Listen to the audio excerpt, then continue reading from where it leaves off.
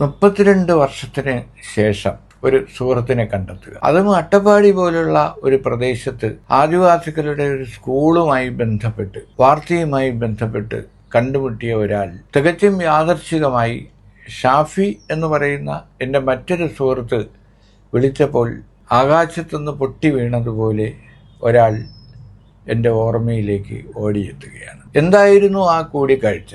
32 വർഷം മുമ്പ് അട്ടപ്പാടിയിൽ വെച്ച് കണ്ടുമുട്ടിയ ജെയിംസ് എന്ന് പറയുന്ന അധ്യാപകൻ, ഇപ്പോഴും അധ്യാപകൻ, അദ്ദേഹത്തെ പരിചയപ്പെടുത്തുകയാണ്.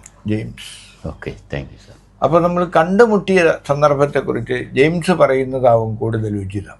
ഞാൻ 90 കാലഘട്ടം ഞാൻ അധ്യാപകനായിട്ട് ഷോളൂർ സ്കൂളിൽ, ഷോളൂർ എന്ന LP സ്കൂളാണ്. LP സ്കൂളിൽ ആകെയുള്ളത് 52 കുട്ടികൾ. 52 കുട്ടികൾ ഉള്ള സ്കൂളിലേക്ക് അധ്യാപകനായിട്ട് വരുന്നൊരു കാലഘട്ടം. ഞാൻ 87 മുതൽ ഷോളൂർ സ്കൂളിൽ വന്നു. 90 ആയപ്പോൾ ഒരു സർവേ നടത്തുകയുണ്ടായി. ആ സർവേയുടെ അടിസ്ഥാനത്തിൽ എല്ലാ ഊരുകളിലും, അട്ടപ്പാടിയിൽ അന്നുണ്ടായിരുന്ന 181 ഊരുകളിൽ, അതിൽ ഷോളയൂരിനോട് ബന്ധപ്പെട്ട ഒരു 19 ഊരുണ്ട്. ആ 19 ഊരിലും ഈ 5ാം ക്ലാസ് കഴിഞ്ഞ കുട്ടികളാണ് ബാക്കി നിൽക്കുന്നത്. അന്ന് ഷോളയൂർ സ്കൂളിൽ 5 വരെയുണ്ട്, 1 മുതൽ 4 വരെ. ഷോളയൂർ ഗവൺമെൻറ് ട്രൈബൽ സ്കൂൾ എന്നാണ് പറയുക, GTS ഷോളയൂർ. അപ്പോൾ അവിടെ ഇങ്ങനെ വന്നപ്പോൾ അവിടുത്തെ നമ്മുടെ ഒരു കൗമുദിയുടെ ഒരു പ്രവർത്തകൻ സത്യൻ ഇതുപോലെ എൻ്റെ ഒരു സുഹൃത്താണ്. സത്യനോട് ഇങ്ങനെ സൂചിപ്പിച്ചു, നമുക്കിതൊന്ന് അപ്ഗ്രേഡ് ചെയ്യാൻ എന്താ മാർഗം, അറിയില്ല, എന്താ വഴിയെന്നറിയില്ല. അപ്പം അന്ന് നമ്മൾ വിചാരിക്കുന്നത് ഇതൊരു ബാലികേറാൻ മലയാണ്, ഇതൊരു സ്കൂൾ അപ്ഗ്രേഡ് ചെയ്യാമെന്നൊക്കെ പറഞ്ഞ ഭയങ്കര കാര്യമാണ്. അങ്ങനെ സത്യനാണ് നമുക്ക് ജില്ലാ ലേഖകൻ ഒരു സാറുണ്ട്, ജഗദീഷ് ബാബു സാറിനെ ഒന്ന് കോണ്ടാക്ട് ചെയ്യാം, സാർ അതിൻ്റെ ഐഡിയകൾ പറഞ്ഞു തരും, നമുക്കത് മുന്നോട്ട് പോകാം. അങ്ങനെ ഞങ്ങൾ ജഗദീഷ് സാറെ കണ്ടു. സാറ് 92-ലാണ് ഞങ്ങൾ സാറിനെ ആദ്യം ജസ്റ്റ് ഒന്ന് കാണുന്നത്. അങ്ങനെ 92-ൽ കാണുമ്പോൾ സാറ് പറഞ്ഞു, നമ്മൾ ഒരുപാട് കാര്യങ്ങൾ ചെയ്യാനുണ്ട്, സ്ഥലം വാങ്ങണം, സ്ഥലം ഉണ്ടാവണം, പിന്നെ സ്കൂളിനായിട്ടുള്ള ഗവൺമെൻറ്റിൻ്റെ ഓർഡർ വാങ്ങണം, പിന്നെ സർക്കാർ മേഖലയിലുള്ള ട്രൈബൽ സ്കൂൾ ആയതുകൊണ്ട് എളുപ്പത്തിലാണ് കാര്യങ്ങൾ, നമുക്കത് അത്തരത്തിലൊരു സ്കൂൾ നേടിയെടുക്കാൻ എളുപ്പമാണ്. ഇവിടെയുള്ള 19 ഊരുകൾക്ക് അത് വലിയൊരു അനുഗ്രഹമായി മാറും. തീർച്ചയായിട്ടും ജഗദീഷ് സാറിൻ്റെ നേതൃത്വത്തിൽ നമ്മൾ മുന്നോട്ട് നീങ്ങി. അന്ന് 5ാം ക്ലാസ്സിൽ കുട്ടികൾക്ക് TC കൊടുക്കുകയാണ്. 5ാം ക്ലാസ്സിൽ TC കൊടുക്കുന്നത് തടയാൻ പറഞ്ഞു. അവിടെ തന്നെ നാട്ടുകാരൊക്കെ വന്ന് 5ാം ക്ലാസ്സിൽ കുട്ടികളെ തടഞ്ഞു. നമുക്ക് 5ാം ക്ലാസ്സിലുള്ള കുട്ടികൾ തുടർന്ന് ഇവിടെ പഠിക്കാനുള്ള അവസരം ഉണ്ടാകണം. അങ്ങനെ സമരമായി. ആളുകളെ, രക്ഷകർത്താക്കളെല്ലാം വിളിച്ചു. ഏകദേശം 600ഓളം രക്ഷകർത്താക്കൾ ITDPക്ക് മുൻപിലേക്ക് എത്തി. അതൊരു വലിയ വാർത്തയായി. കേരളകൗമുദിയിലും അതുപോലെ മനോരമയിലും മാതൃഭൂമിയിലൊക്കെ വലിയ വാർത്തയായി മാറി. ഒരു പിന്നോക്ക പ്രദേശത്തുള്ള ഒരു ട്രൈബൽ സ്കൂളിൽ, ഗോത്രവർഗ സ്കൂളിൽ, അതിന് കുട്ടികൾക്ക് പഠിക്കാനുള്ളൊരു അവസരം ഒരുക്കി കൊടുക്കാൻ സർക്കാർ തയ്യാറാവണം എന്ന് പറഞ്ഞുകൊണ്ടുള്ളൊരു വാർത്ത കേരളകൗമുദിയിലൊക്കെ പ്രധാന വാർത്തയായിട്ട് വന്നു. അതിനെ മുൻചൊല്ലി വീണ്ടും ജൂൺ 2-ാം തീയതി ഈ കുട്ടികളെയൊക്കെ കൊണ്ട് കളക്ടറേറ്റിന് മുന്നിൽ ഒരു സത്യാഗ്രഹം നടത്താൻ സാറ് തന്നെയാണ് അതിൻ്റെ നേതൃത്വം കൊടുത്തത്.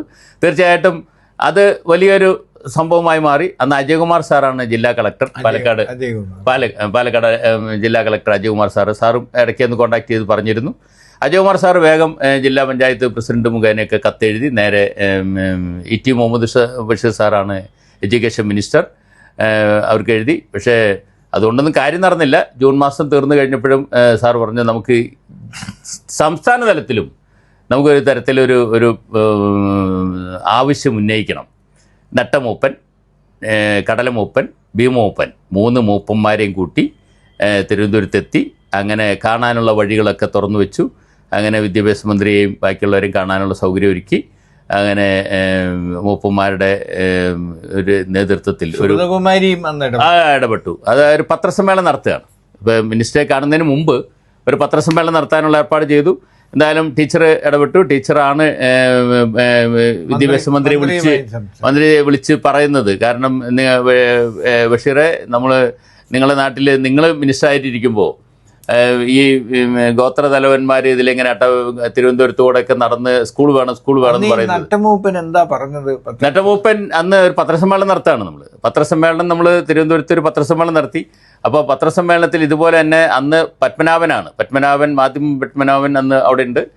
പത്മനാഭൻ അട്ടപ്പാടിയെ കുറിച്ച് അറിയാവുന്ന ആളാണ്. അപ്പോൾ മൂപ്പനോട് ചോദിക്കുകയാണ്, മൂപ്പ സ്കൂൾ കിട്ടിയില്ലെങ്കിൽ മൂപ്പൻ എന്ത് ചെയ്യും? അപ്പോൾ മൂപ്പൻ പറയാണ്, ശാകും, കട്ടായ്മ ശാകും, ഇങ്കക്കിടന്ന് ശാകും. പിറ്റേ ദിവസത്തെ കേരളകൗമുദിയിലെ പ്രധാന വാർത്ത, മാതൃഭൂമിയും മനോരമയിലൊക്കെ വാർത്ത വന്നു. കേരളകൗമുദിയിലെ ഫ്രണ്ട് വാർത്ത, ശാകും, കട്ടായ്മ ശാകും, നെട്ടമൂപ്പൻ. ഒരു UP സ്കൂളിന് വേണ്ടി അട്ടപ്പാടിയിലെ ഒരു ഗോത്രമൂപ്പൻ ഇതാ ആവശ്യപ്പെടുന്നു, ഒരു സ്കൂള് നിർബന്ധമായും തങ്ങളുടെ കുട്ടികൾക്ക് പഠിക്കാനുള്ള ഒരു സ്കൂൾ ആവശ്യമാണ് എന്ന് പറഞ്ഞുകൊണ്ട് അട്ടപ്പാടിയിലെ ആദിവാസി മൂപ്പന്മാർ തിരുവനന്തപുരത്ത് തെക്കും വടക്കും നടക്കുന്ന ഒരു കാഴ്ച. ഇപ്പോൾ നമ്മൾ അന്ന് തുടങ്ങി വെച്ച ആ പ്രവർത്തനം ശരിക്കും ജനങ്ങൾക്ക് മനസ്സിലാവണമെങ്കിൽ ഇന്ന് ആ സ്കൂളിൻ്റെ അവസ്ഥ എന്താണ്? അന്നത്തെ ഒരു അവസ്ഥ, ഒരു ഗസറ്റ് ഓഫീസർ ഒപ്പുവാങ്ങാൻ നമ്മൾ അഗളിയിൽ നിന്ന് ഷോളയിൽ നിന്ന് 27-28 കിലോമീറ്റർ യാത്ര ചെയ്ത് അഗളിയിലേക്ക് വരുന്ന ഒരു സാഹചര്യം ഉണ്ടായിരുന്നു. ഇന്ന് ഹൈസ്കൂളിൽ HM ഒരു ഗസറ്റ് ഓഫീസറാണ്. അതുപോലെ ഹയർ സെക്കൻഡറി സ്കൂളിൽ ഏകദേശം 4 കാറ്റഗറിയിലായിട്ട് ഏകദേശം 13 പേര് ഗസറ്റ് ഓഫീസേഴ്സാണ്. 14 പേര് ഗസറ്റ് ഓഫീസേഴ്സ് ജോലി ചെയ്തൊരു സ്ഥാപനമായി അത് വളർന്നു. എത്ര കുട്ടികൾ പഠിക്കുന്നു? ഇപ്പോൾ 52-ൽ നിന്ന് 1600ഓളം കുട്ടികൾ വളർന്നു നിൽക്കുന്ന, ഏകദേശം 70% ട്രൈബൽ കുട്ടികൾ മാത്രമുള്ള ഒരു സ്ഥാപനമായി വളർന്നു.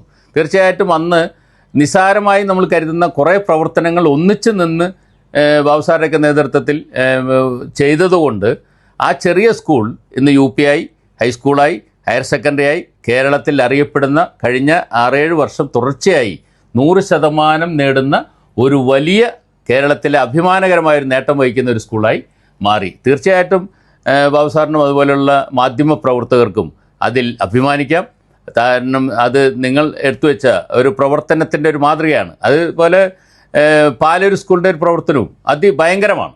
നമ്മൾ ഒരിക്കലും പ്രതീക്ഷിക്കാതെ അട്ടപ്പാടിയിൽ മറ്റൊരു തീരെ ശോഷിച്ച് കിടന്നിരുന്നൊരു സ്കൂളാണ് പാലൂർ LP സ്കൂൾ.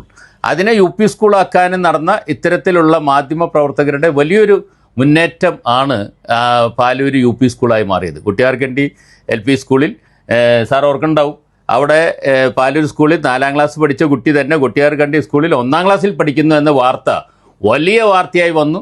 അന്ന് ജസ്റ്റിസ് മളിമട്ടായിരുന്നു അദ്ദേഹം അത് റിട്ട് ഹർജിയായിട്ട് സ്വീകരിച്ചു. ആ റിട്ട് ഹർജിയുടെ അടിസ്ഥാനത്തിലാണ് അന്ന് പാലൂർ സ്കൂള് അപ്ഗ്രേഡ് ചെയ്ത് UP സ്കൂളായി മാറാനായിട്ട് സാധിച്ചത്. മാധ്യമപ്രവർത്തകർക്കും ഒട്ടേറെ കാര്യങ്ങൾ ഇത്തരത്തിലുള്ള പിന്നോക്ക മേഖലയിൽ ചെയ്യാൻ കഴിയും എന്നുള്ളതിൻ്റെ തെളിവാണ് ഈ 2 സ്കൂളുകളുടെ വിജയം. തീർച്ചയായിട്ടും കേരളത്തിലെ ഏറ്റവും നല്ല രീതിയിൽ വിജയം വഹിക്കുന്ന ഒരു, ഏറ്റവും കൂടുതൽ 80-82% ട്രൈബൽ കുട്ടികൾ പഠിക്കുന്ന ഒരു സ്കൂളിന് തിരികൊളുത്താൻ സാധിച്ചു എന്നുള്ള കാര്യത്തിൽ തീർച്ചയായിട്ടും അഭിമാനിക്കാം. അതിൽ ജഗദീഷ് ബാബു സാർ വഹിച്ച പങ്ക് അമൂല്യമാണ്, സ്തുത്യർഹമാണ്, ഏറ്റവും വലിയ സേവനപരമായ ഒരു കാര്യമാണ്. അന്ന് അത് ചെയ്തുകൊണ്ടാണ് നമുക്ക് അത്തരത്തിലുള്ള ടീച്ചറായിട്ട് കോൺടാക്ട് ചെയ്യാനും അതുപോലെ മാധ്യമപ്രവർത്തകരായിട്ട് കോൺടാക്ട് ചെയ്യാനൊക്കെ മുന്നിൽ നിന്നതുകൊണ്ടാണ് ഷോളയർ സ്കൂളിൻ്റെ വളർച്ച നമുക്ക് ഇത്തരത്തിൽ വളർത്തിയെടുക്കുവാനായിട്ട് സാധിച്ചത് എന്നും കൂടി അവസരത്തിൽ. ഷോളയർ സ്കൂളിൽ നിന്ന് റിട്ടയർ ചെയ്യുന്നതിന് ശേഷം ജെയിംസിൻ്റെ ആക്ടിവിറ്റീസ് എന്തൊക്കെയായിരുന്നു? ഞാൻ ഷോളയർ സ്കൂളിൽ നിന്ന് 2013 എനിക്ക് പ്രൊമോഷൻ കിട്ടി. ഞാൻ കാറർ സ്കൂളിൽ പോയി. അത് കാറർ സ്കൂൾ അന്ന് LP ആണ്. ആ UP ആക്കാൻ വേണ്ടി ശ്രമിച്ചു. UP ആയി മാറി. 2018 ഞാൻ റിട്ടയർ ചെയ്തു. റിട്ടയർ ചെയ്തപ്പോഴാണ് കേരളത്തിലെ ആദ്യത്തെ വനിതാ കിഡ്നി ഡോണർ നമ്മുടെ ശ്രീമതി ഉമാ പ്രേമൻ അവിടെയുള്ള ട്രൈബൽ കുട്ടികൾക്ക് വേണ്ടി, അതായത് പ്രത്യേകിച്ച് എടവാണി, തുടിക്കി, ഗലസി, കടുകുമണ്ണ, ആനവായി, ഊരടം, മുരുകള തുടങ്ങിയ കുറുമ്പ ഊരുകളിൽ ഡ്രോപ്പ് ഔട്ടായി നിൽക്കുന്ന കുട്ടികൾക്ക് വിദ്യാഭ്യാസം കൊടുക്കാൻ ഒരു സംവിധാനത്തെക്കുറിച്ച് ആലോചിച്ചുകൊണ്ടിരിക്കുന്ന സമയമാണ്. അപ്പോൾ അവർ പറഞ്ഞു, എന്തായാലും ഈ കുട്ടികളെല്ലാം ഒരു പൊതുധാരയിലേക്ക് എത്തിക്കാനുള്ളൊരു സംവിധാനം ചെയ്യണം. തീർച്ചയായിട്ടും നമുക്ക് ഒരു ചെറിയ സ്കൂൾ ആരംഭിക്കുന്നതിനെ പറ്റി ഞാൻ ആലോചിച്ചുകൊണ്ടിരിക്കുകയാണ്. തീർച്ചയായിട്ടും അവർ ആരംഭിക്കുകയാണ്. അവർ പേര് ആരംഭിച്ചത് APJ Abdul Kalam international tribal residential school. Rajiv ഗാന്ധിയൊക്കെ പഠിച്ചതുപോലെ ലോകത്തിലെ ഏറ്റവും പ്രഗത്ഭരായി വന്ന ഒരുപാട് പ്രതിഭാധനർ പഠിച്ചതുപോലെ ഈ ഗോത്ര വിഭാഗത്തിലുള്ള മക്കളും പഠിക്കണം എന്ന ആവശ്യത്തോടു കൂടി ഇപ്പോൾ ആ കുട്ടികൾക്ക് വേണ്ടി ഒരു വർഷം 25ഓളം ഗോത്ര വിഭാഗത്തിലുള്ള കുട്ടികളെ എടുത്തുകൊണ്ട് അവരൊരു സ്കൂൾ ആരംഭിച്ചു. ഇപ്പോൾ 7ാം ക്ലാസ് കഴിഞ്ഞു, ഏകദേശം ഇപ്പോൾ 8ാം ക്ലാസ്സിലെത്തി. 190 കുട്ടികളാണ് അവിടെ പഠിക്കുന്നത്. അതിൽ ഏകദേശം 62% ഗോത്ര വിഭാഗത്തിൽ, കുറുമ്പ വിഭാഗത്തിലുള്ള കുട്ടികളാണ്. ബാക്കിയുള്ളവർ മുടുകരുണ്ട്, ഇരുളരുണ്ട്.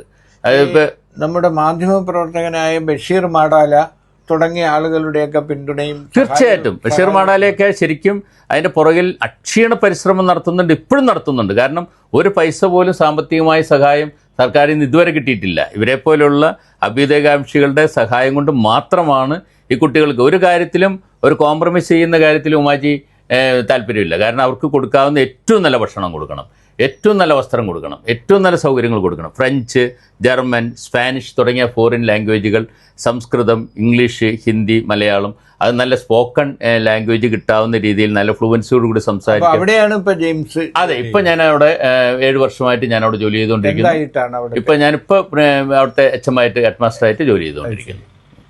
ഈ ഫീസും മറ്റു കാര്യങ്ങളും എങ്ങനെയാ അവിടെ ഒരു പൈസ പോലും കുട്ടികളിൽ നിന്ന് സ്വീകരിക്കുകയോ അതുപോലെ കുട്ടികളിൽ നിന്ന് മറ്റുള്ള ഒരു രീതിയിലും കയറി വരുന്ന കുട്ടികൾക്ക് ഇന്നർ ഡ്രസ്സ് പോലും മാറ്റിയിട്ട് പുതിയ ഡ്രസ്സ് ഇട്ടിട്ടാണ് മിക്കവാറും നമ്മൾ 90% അകത്തേക്ക് കൊണ്ടുവരിക. കാരണം അതുപോലും ചെരുപ്പ്, തുണികൾ, അതുപോലെ അവരുടെ വസ്ത്രം, ഭക്ഷണം അവരെ അഡോപ്റ്റ് ചെയ്യാണ്. അവരെ മുഴുവൻ രീതിയിൽ അഡോപ്റ്റ് ചെയ്തുകൊണ്ട് റെസിഡൻഷ്യൽ സ്കൂളാണ്. അവരെ മുഴുവൻ കുട്ടികളെയും രാവിലെ അവർക്കുള്ള കോച്ചിങ് കൊടുക്കുന്നു. ഇത്രയും വലിയൊരു വിദ്യാലയത്തിന് എന്തുകൊണ്ടാണ് സംസ്ഥാന സർക്കാരോ കേന്ദ്ര സർക്കാരോ സഹായം? അല്ല, ഇപ്പോഴാണ് അതിന് ഗ്രാന്റിന് കൊടുത്തിരിക്കുന്നത്. ഇപ്പോൾ ഈ വർഷം മുതൽ ഗ്രാന്റിനുള്ള സാധ്യത സർക്കാരിന്റെ ഗ്രാന്റ് കിട്ടണമെങ്കിൽ ഒരുപാട് നൂലാമാലയുണ്ടല്ലോ. അല്ല, 5 വർഷത്തേക്ക് അവർ ശ്രമിച്ചിട്ടില്ല. കാരണം ഒരുപാട് സ്പോൺസേഴ്സ് ഉണ്ടായിരുന്നു. കുട്ടികളിൽ ഓരോ കുട്ടിക്ക് ഓരോ സ്പോൺസർമാരുണ്ടായിരുന്നു. ഇപ്പൊ 190 കുട്ടികളുണ്ട്.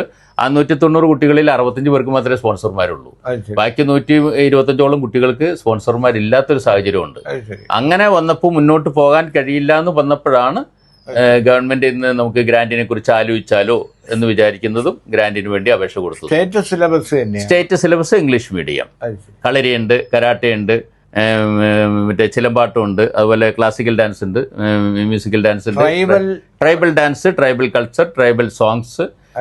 അവരുടെ ട്രൈബൽ കൾച്ചർ നിലനിർത്തിക്കൊണ്ടുള്ള ഒരു സംവിധാനം. 3-1 ട്രൈബൽ കൾച്ചറാണ്. 3-1 ഏറ്റവും മോഡേൺ ആയിട്ടുള്ള വിദ്യാഭ്യാസ സമ്പ്രദായം.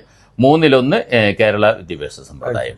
ആ 3ഉം കൂടി ചേർത്തിക്കൊണ്ടുള്ള ഒരു സംവിധാനമാണ് മുന്നോട്ട് പോയത്. അതായത് അട്ടപ്പാടിയിലെ ആദിവാസികളെ പറിച്ചു നടുകയല്ല, അവരുടെ സംസ്കാരത്തെ തന്നെ നിലനിർത്തിക്കൊണ്ട് അവരെ വളർത്തിക്കൊണ്ടുവരാനുള്ള തനതായ അവരുടെ സ്വത്വം നിലനിർത്തിക്കൊണ്ടുള്ള ഒരു വിദ്യാഭ്യാസ സമ്പ്രദായം. അവരുടെ സംസ്കാരം നിലനിർത്തിക്കൊണ്ടുള്ള വിദ്യാഭ്യാസ സമ്പ്രദായം. വടികമ്മയാണ്, നഞ്ചിയമ്മയാണ് അവിടെ ഗോത്ര വിഭാഗത്തിലുള്ള പാട്ടുകൾ പഠിപ്പിക്കുന്ന, ഡാൻസ് പഠിപ്പിക്കുന്നതൊക്കെ നമ്മുടെ അവരുടെ പേരക്കുട്ടി അവിടെ പഠിക്കുന്നുണ്ട്.